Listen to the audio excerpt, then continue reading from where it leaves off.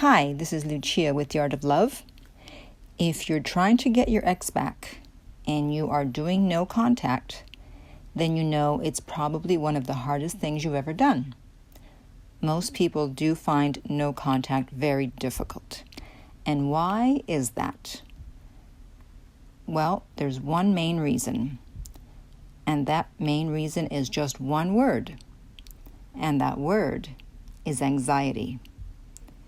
It's the anxiety of the unknown, of what's going to happen, of what's not going to happen.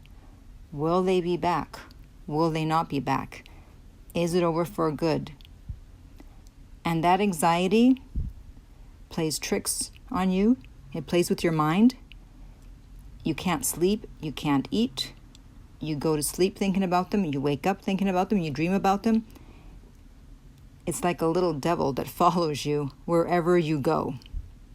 And so what is the cure for this anxiety? Well, I believe there's only one true cure. And no, it's not Xanax or Prozac or whatever the drug of choice these days is. That's just a Band-Aid put over a larger problem. That is not going to get rid of the anxiety permanently. And what I believe, or what I know actually helps, is having a spiritual or a religious practice. You need to have faith. You need to believe in a higher power that you can turn to when you feel anxious, when you feel scared, whether it's about getting an ex back or, for that matter, anything in life. So whether it's God or Jesus, Buddha, Allah, Krishna, source energy, the universe,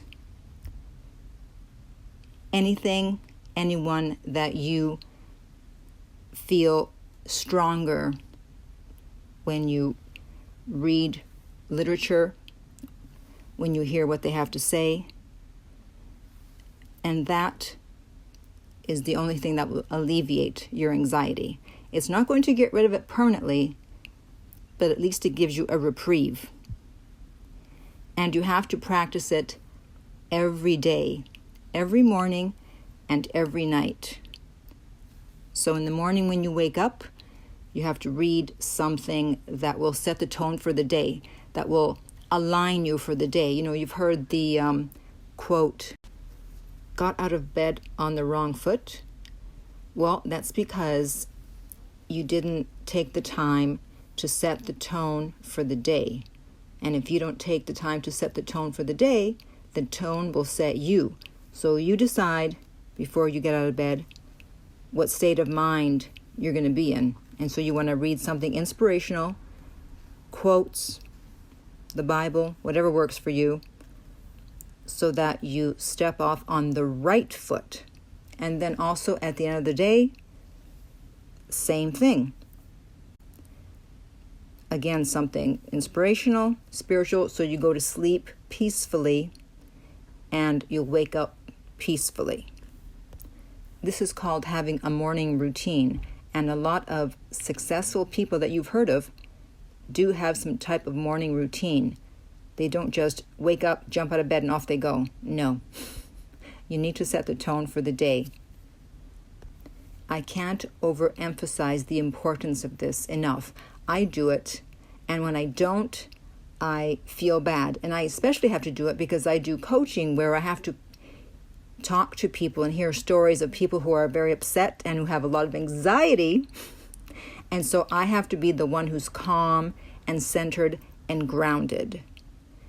And if you follow the same routine, then you too will eventually become more calm, more centered, more grounded. And you also need to add meditation into the mix, just to slow your mind down, just to calm down, to have some moments of peace. There are several apps that you can use if you've never meditated before, and they will help you and they will guide you through it. The one that comes to mind is Headspace, and you can start just for a few minutes a day. You don't have to jump into 15, 20 minutes, because I know that sounds like a lot if you've never quieted your mind before. In fact, the Dalai Lama said something like, One of the problems with the world is that people are not able to sit quietly in a room for 15 minutes a day. It's really that simple.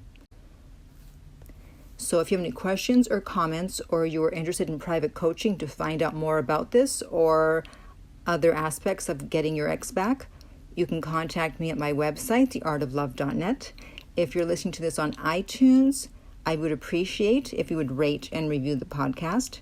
If you're listening on YouTube, thank you for subscribing. And finally, remember that love inspires, empowers, uplifts, and enlightens.